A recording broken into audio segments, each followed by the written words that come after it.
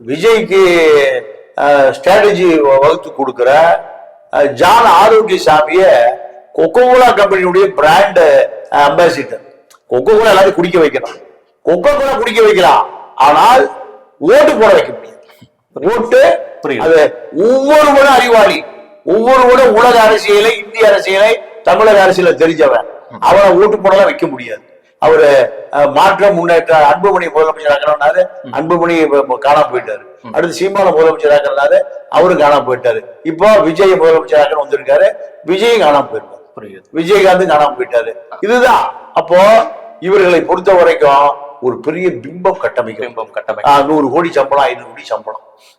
அதிமுக ஓட்டு எங்கேயுமே சேதாரம் ஆகவில்லை. இல்ல பாஜக கூட்டணி ஒரு பின்னடைதல் ஏற்பட்டிருக்கின்ற மாதிரி சொல்லலாம் சார் தமிழக. இல்ல பாஜக கூட்டணி இருந்து முஸ்லீம், கிறித்துவ, தலித், கம்யூனிஸ்ட் ஒரு மாபெரும் கூட்டணி 23% தானே ஜெயிக்குது. 30% ஜெயிக்கணும். எல்லா கட்சியும் யார் முன்னாடி இருக்கு? திமுக 27,000 கோடி 5 வருஷம் அரசியல் பண்ணாங்க. ஸ்டாலின் தான் வராது, மாற்றம் தராது, 5 வருஷம் அரசியல் பண்ணாங்க.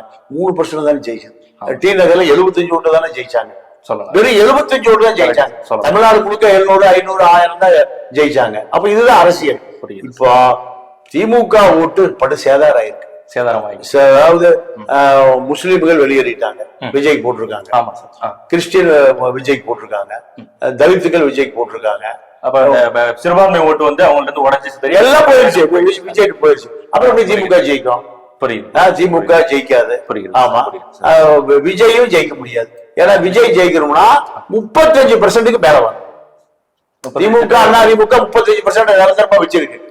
அதுக்கு மேல வரும். 35% வந்தாலும் தனித்து நின்றால் சாத்தியப்படாது இல்ல சார் முதல்வர். ஆமா, அப்போ இதுல ரேஸ்ல நிக்கிறது எடப்பாடி தான். 35% எடப்பாடி நிக்கிறாரு.